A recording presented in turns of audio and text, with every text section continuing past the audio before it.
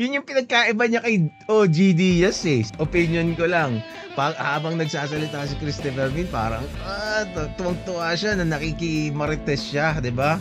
Parang nakakaisa talaga siya, 'di ba? Tapos kumikita siya habang ginagawa niya 'yun.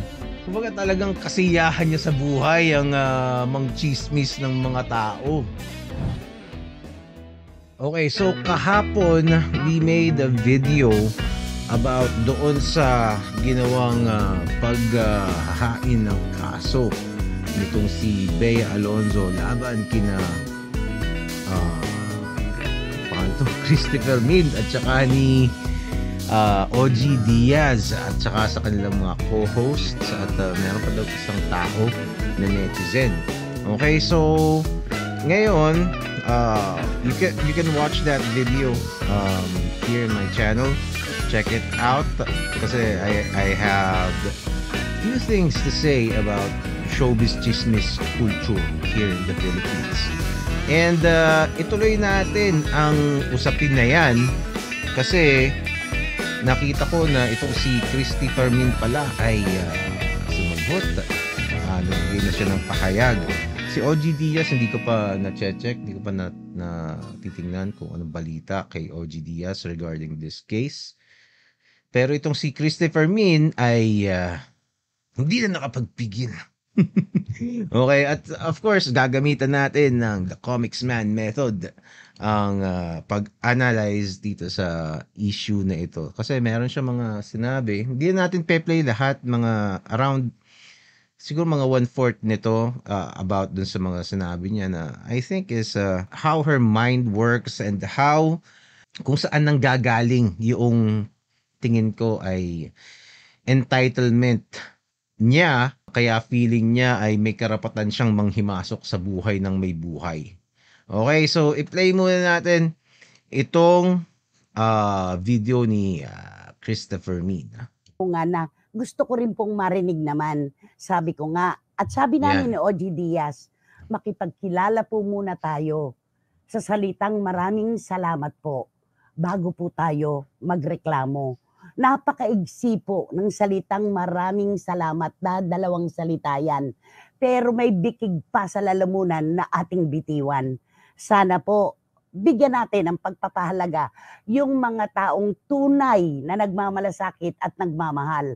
At dapat ay intindihin ninyo ang aming profesyon dahil kami po ay tagapagtawid at tagapaglatag ng mga balita. Hindi maaari na ang gusto nyo lang ang aming sabihin. Kayo po ay public figures, kayo po ay nabubuhay sa loob ng aquarium. Sabi ko nga at gasgas na ang linya kong ito. Kayo po ay mga isda sa loob ng aquarium. Ang publiko po ay nakatanaw sa inyo. Bawat galaw nyo, bawat ikot nyo, marami pong nakatanaw. Wala kayong maaaring ligtasan. Kaya public figures kayo, wag masyadong balat sibuyas. Pero yung karapatan mo, Bea Alonzo, para magsampa ng kaso laban sa amin ni OG Diaz at sa iba pa naming mga kasama, yan ay hindi namin hinaharangan. Pero kung ito ang naging dahilan para busalan ninyo ang bibig, opinyon at malaya naming pamamahayag, ay nagkakamali kayo. Kayo ang nagdemanda. Ikaw, Okay. Bea, ang nagsampa ng kasong libelo laban sa akin, kay OG Diaz at sa aming mga kasama. Ano ang ating sinasabi? We will see you in court. Okay. Okay, in fairness, magaling talaga magsalita si Christopher Min, no? Tuloy-tuloy eh. Tuloy-tuloy yung yung litanya niya. Ewan ko, mukhang wala naman siyang binabasa, di ba? So, I'd give her that much.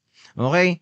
But, eto, tanggalin natin ito si Christopher Min. Wag naman nakaganyan. Hanapin natin ng pinakamagandang mukha ni Christopher Min. Yan, siguro. Okay. So, ano yung mga takeaways dun sa sinabi? Siguro umpisahan natin dun sa unang part nung mga sinabi niya, at least dun sa pinlay ko. So, ano yung mga unang banat niya kay Bea, which is, sabi niya, kilalanin mo muna ang salitang maraming salamat. Implying that Bea Alonzo, siya pa yung ingrata, 'di ba? Siya pa yung siya pa yung walang utang na loob. Siya na nga yung pinagtsismisan ng ilang buwan at pinanghimasukan ng personal na buhay. Siya pa bigla yung may utang na loob, 'di ba? So ang sinasabi kasi dito ni Christopher Min throughout Bea's career, may mga times din naman na pinupuri niya si Bea Alonzo, 'di ba? Na pinagtatanggol niya pa daw. So what? 'Di ba?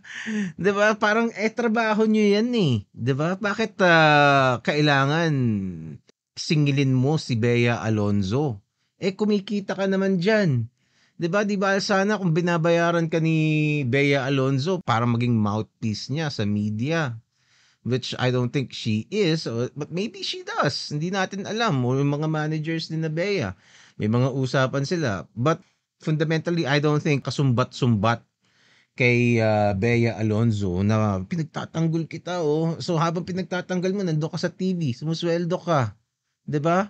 Napakadali ng trabaho mo na kumpara kaysa naglalaba ka, 'di ba? Kung matanggap ka ng labada kaysa nagmamason ka, nakikipagtsismisan ka lang sa TV. Tapos isusumbat mo kay Bea 'yon na pinagtanggol ka niya. So, and also, just because pinagtanggol mo si Bea, ibig sabihin nun, pwede mo nang walang hiyain pagkatapos, kasi pinagtanggol kita, so ngayon, papanghimasukan ko yung buhay mo. 'Di ba? Yung mga katulong mo sa bahay, mga kasambahay mo doon, mga driver mo, i-interviewin namin para ilabas yung mga baho nyo sa bahay. 'Di ba? Lahat naman ng tao may mga baho sa bahay. 'Di ba? Hindi porket artista si Bea, pwede mo na ipangalandakan yung baho niya sa bahay sa publiko, 'di ba? Yung away ng mga kasambahay nila, yung relasyon niya doon sa driver, I don't think that is for public consumption already, 'di ba? Let's say kasi based doon sa video na pinanood ko last time, doon sa kabilang video nga, meron akong pinlay na segment sa episode din na Christopher Min dun and sinasabi niya na source daw niya yung yung basta may binanggit siyang babae doon na galing na boyfriend ata o girlfriend nung driver, parang ganun. So talagang ang dating sa akin I don't know if this is what's really happening. Ewan ko kung paano siya nahanap nung babae na yun, 'di ba? Or Christopher Min and her team is actively pursuing these people para mapagtanungan ng mga pwede nilang ichismis kay Bea and presumably to other artista, 'di ba? Para anohin natin yung mga katulong nila sa bahay. Interviewin natin lalo na pag may mainit na personality, 'di ba? So, and bakit niya ginagawa 'yun? 'Di ba kasi yun nga etong dun sa isang part na sinabi niya dito sa video na 'to, para sa kanya ang mga artista, mga tao sa showbiz, itong mga katulad ni Bea Alonzo, not even hindi politiko yung mga artista, they are public figures. And totoo naman, public figures naman talaga ang mga artista. And like Christopher Min, public figure din yan. Basta lumalabas ka sa TV, sa internet, dito may YouTube channel ka, kahit gaano kalaki o kaliit yung channel mo, pag napapanood ka and you put yourself in front of the screen to be seen and heard by potentially millions of people or kahit sino, other people, kahit 3 lang nanonood sa'yo, I suppose public figure ka na nun. Kasi accessible sa masses yung yung produkto na ginawa mo 'di ba? The public can easily access your YouTube video. Maaring hindi ka nila kilala ngayon pero pwede ka nilang ma-search, 'Di ba? Like katulad nitong channel na 'to, maliit lang naman 'to. I am a public figure. Hindi nga lang ako sikat, 'di ba? Pero meron akong public persona dito sa channel, 'di ba? And para Christopher Min, actually binabanggit niya 'to sa ano eh, dun sa nabanggit ko dun sa previous video ko na naririnig ko siya dati pa sa radyo na 'pag bineberate niya si Kim Chu dati. Lagi niyang, binabanatan si Kim Chu sa radyo dati, naririnig ko, eh. Ang dahilan niya ay public figure ka, 'di ba? Kaya siya naiinis kasi siya kay Kim Chu dati dahil ayaw sagutin ni Kim Chu yung tanong niya or nung ibang, not her exactly, yung ibang tanong nung reporter, ayaw sagutin ni Kim Chu kasi private na raw yun. Pero itong mga reporter, nagagalit sila kasi public figure ka, kailangan sagutin mo. 'Di ba? Yun yung yun yung naririnig ko na sinasabi nila, ganong litanyahan na parang kang nasa korte, 'di ba? Obligado kang sumagot kasi public figure ka. Which is not true. 'Di ba sa korte nga pwede kang mag-ano, kung ayaw mong sagutin yung tanong, pwede kang hindi sumagot, eh. Pwede kang mag-invoke ng right, against, self-incrimination, 'di ba? Tapos sa kanila 'pag may tinatanong sila dun sa mga artista, kaya siya napikon kay Kim Chiu kasi si Kim Chiu parang ayaw ayaw sagutin yung mga maanghang na tsismis siguro, I would presume. So wala silang makuhang juicy kay Kim Chiu.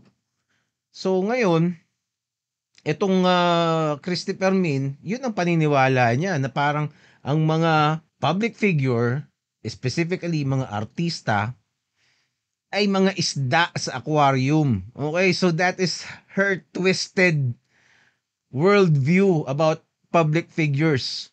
Mga isda kayo, 'di ba, na nasa aquarium tapos pinapanood namin wala kayong takas. Kailangan alam namin lahat ng nangyayari sa inyo, 'di ba?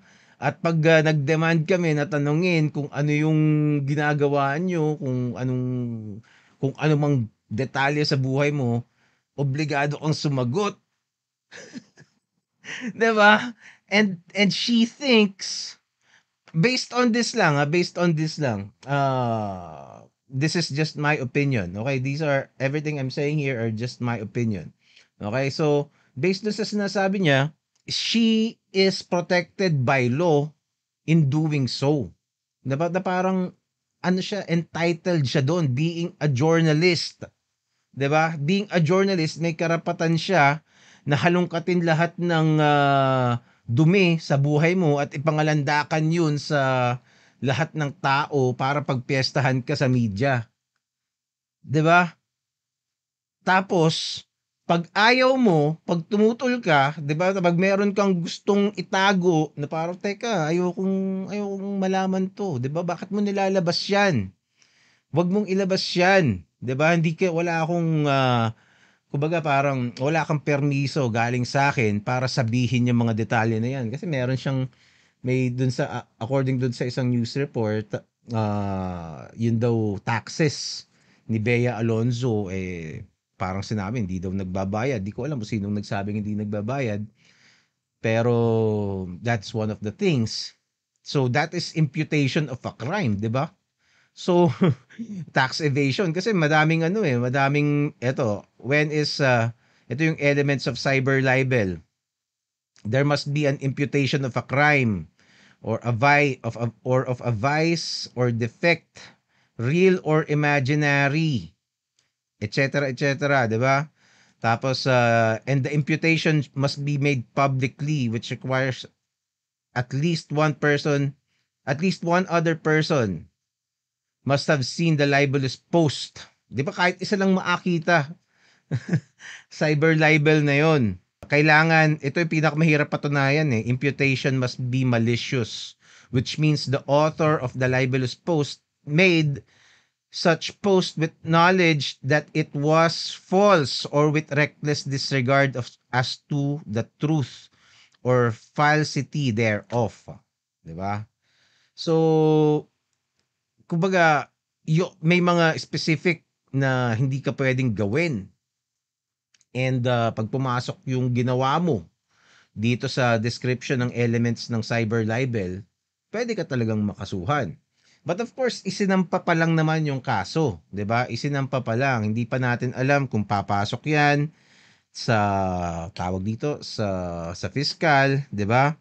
Hindi pa natin alam kung matutuloy siya sa korte at maghaharap sila sa korte mismo. So, 'yun. Sa paniniwala ni Christy Fermin, eto yan, oh, ang dami niyang mga napakadami niyang mga video about Bea Alonzo and of course other mga artista din, 'di ba? Na public personalities, 'di ba, na para sa kanya ay mga isda sa aquarium at siya ay malaya na halongkatin at isiwalat ang lahat ng detalye sa buhay nung isda na yon dahil public public figure ka, isda ka lang 'di ba? Isda ka lang, diyan ka, pumost ka diyan. Kumbaga i-entertain mo kami. Kahit kumbaga parang walang break yung pagiging artista mo, 'di ba? Na parang kasi pag let's say in any other work, pag let's say nagtatrabaho ka sa bangko, pag nagsara na yung bangko, dapat tapos na rin yung trabaho mo dun, 'di ba? Pag closing time na, umuwi ka na, 'di ba? Tapos na yung pagiging empleyado mo sa bangko. Ideally, hindi ka nauutusan ng boss mo, 'di ba? Pero itong si Christopher Min, para sa kanya, ang mga artista, kahit hindi na siya nagtatrabaho sa set, wala na siya sa TV, wala na siya sa harap ng camera, wala na siya sa mga official engagements niya as a celebrity, game pa rin 'yon. Walang pahipahinga, 'di ba? Kasi actually yung public figures na sinasabi ni Christopher Min, hindi porket public figure ka pwede mo nang i-libel. Kasi tama naman yung sinasabi niya, public figures must be hindi onion skinned, hindi yung balat sibuyas, 'di ba? Kasi public figure ka, kasama nga naman 'yan sa mga haharapin mo sa buhay mo bilang isang public figure. Kasi kahit dito may mga haters ako dito, 'di ba? So wala akong magagawa, may mga ganun talaga. 'Di ba? Merong mga fans, may mga haters, ganun din itong si Christopher Min, madami siyang haters. Meron din naman sigurong fans. So hindi talaga maiiwasan 'yan, 'di ba? Hindi mo talaga maiiwasan na merong magkokomento sa iyo at minsan hindi maganda, 'di ba?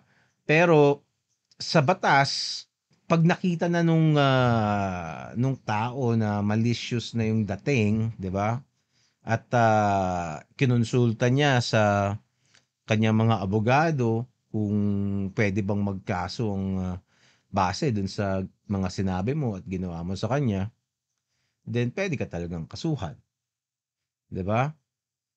And pag kinasuhan ka, kumbaga kahit public figure ka, kailangan yung mga criticisms sa'yo is related about your work 'di ba? Dun sa pagiging public figure mo. So kung artista ka, sinabi ko na pangit yung pelikula mo o let's say director ka, ang papangit ng mga pelikula nito, 'di ba? O kaya hindi siya magaling umarte. Si Bea Alonzo, sabihin mo, hindi ko gusto yung arte niya 'di ba? Okay lang 'yon. Walang problema doon.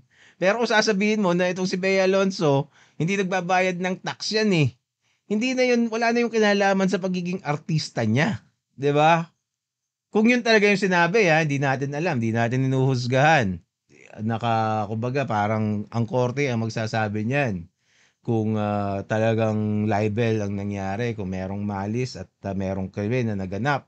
Pero siyempre kaya nga nagkaso si Bea, feeling niya, ganun nga ang nangyari na nagawan siya ng krimen nitong sina Christopher Min. Kaya nga siya nagkaso, 'di ba? And ang isa pang thing dito is just because nagbigay ng kumbaga nagsampa ng kaso si Bea ng cyber libel over something that she thinks is valid, 'di ba? Ikaw sabihan ka nga ba naman na ano na tax evader ka, 'di ba? Siyempre, ano 'yun? Siyempre hindi mo ikatutuwa 'yun, 'di ba? Among other things, hindi natin alam kung ano pang mga sinabi kasi wala yung mga wala yung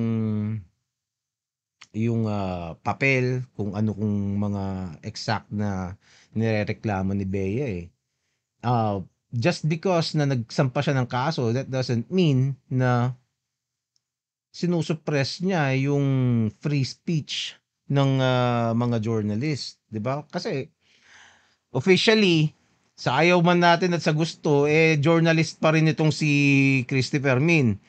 Sa aking palagay nga lang wala siyang kwentang journalist, 'di ba? Dahil puro chismis lang naman ang mga pinagsasabi niya, 'di ba? At kasi pag pinanood mo siya parang tuwang-tuwa siya, 'di ba?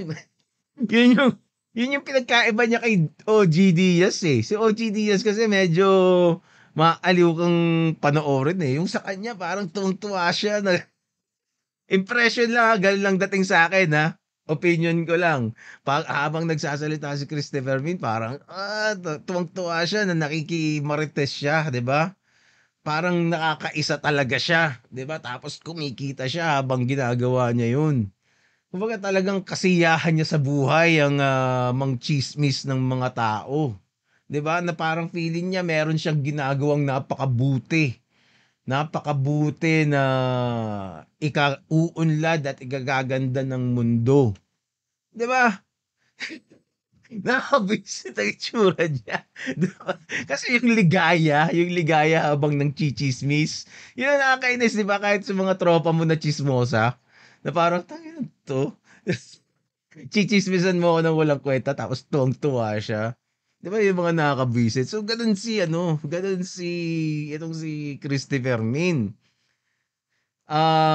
Hindi ibig sabihin na pinalagan ka after so many decades. May mga nag-comment, mga may ilan na rin palang nagkaso sa mga journalist. Si Lolit Solis ata daw binigyan tapos yung nanay ni Sara Labati, sina Sam Milby rin daw at saka si Piolo nagkaso rin. And pero it's very rare, 'di ba? It's very rare. Kung tutuusin, araw-araw nagchichismis tong si Christopher Min sa YouTube channel niya, sa radyo, kung saan-saan, 'di ba? Talagang way of life niya ang manira at magpalaganap ng kasabawan sa Pilipinas 'Yun ang kanyang advokasya sa buhay. 'Di ba?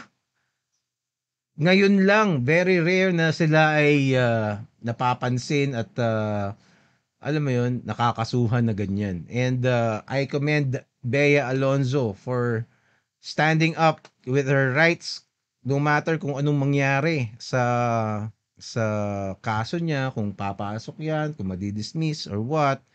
At least she already stood for her right na parang teka lang at saka kumbaga parang ano 'yan "Uy, umayos naman kayong mga hayop kayo, 'di ba? Ang tanda mo na, Christopher Min. Tumanda ka na at yumaman ka na sa paninira ng mga tao na gusto lang namang maging artista, 'di ba? Nangangarap lang naman sila na nangarap, yung iba nag-succeed, yung iba hindi, 'di ba? Hindi mga isda yan na available para sa iyo to do whatever you please, to say whatever you please about them. There are consequences to every actions.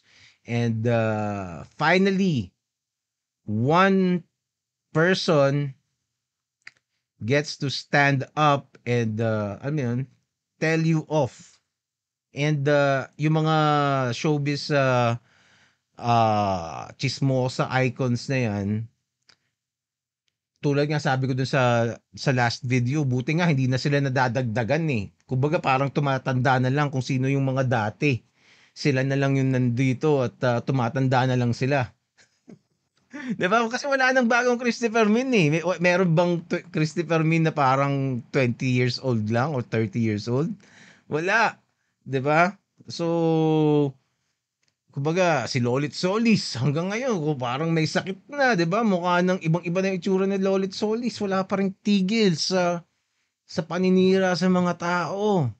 Ibang klase talaga. Hindi ko talaga matanggap na may ganoong klaseng tao at tinanggap sila ng publiko, 'di ba? Hindi naman maganda, ang sasama naman ng mga pagbumuka, 'di ba? Kumbaga ibig sabihin hindi sila attractive sa TV, 'di ba?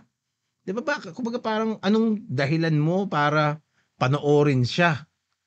Which is I also think na ano 'yan, eh, referendum 'yan about, our people, 'di ba?